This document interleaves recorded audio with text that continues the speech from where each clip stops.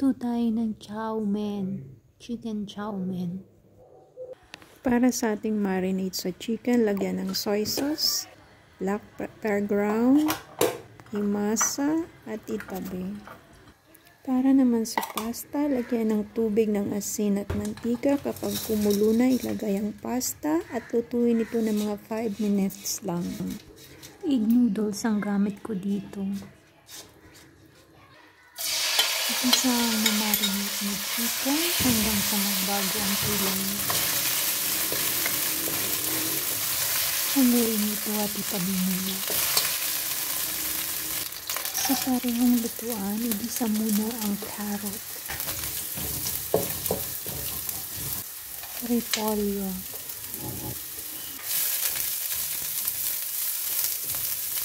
bell pepper na green.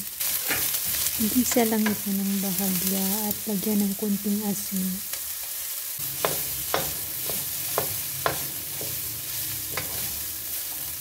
Tanggalin ito sa lutuan at itabi muna.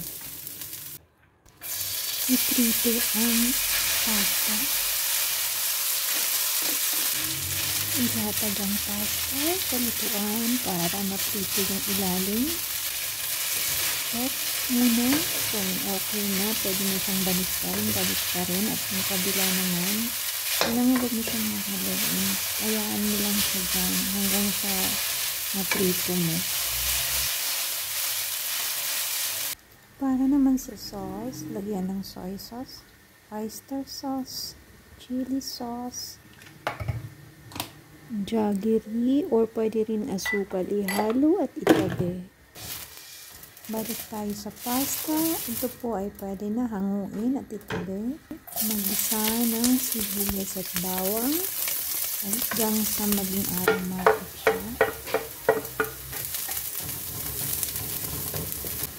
Isunod ang manok. Haluin mabuti. Isunod na rin ang mga gulay na naluto na natin kanina at ihalo siya ng mabuti. Ilagay ang sauce at ihalo din siya ng mabuti.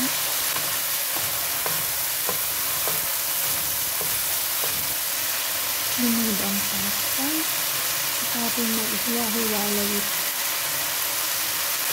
Haluin lang ito ng bahagya para hindi siya maduro. Lagyan ng sesame oil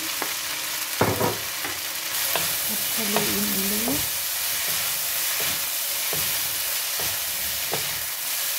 Patayin ang apoy at lagyan ng spring onion at haluin ng mabuti. Ito po ay tapos na.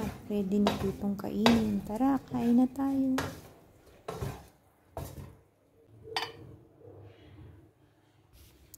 Subukan niyo po itong recipe na to. Tiyak na mag-i-enjoy kayo ng buong pamilya niyo para sa inyong susunod na dinner. Sabi ng mister ko, ito daw ang bago niyang paborito. So, ibig sabihin, masarap siya.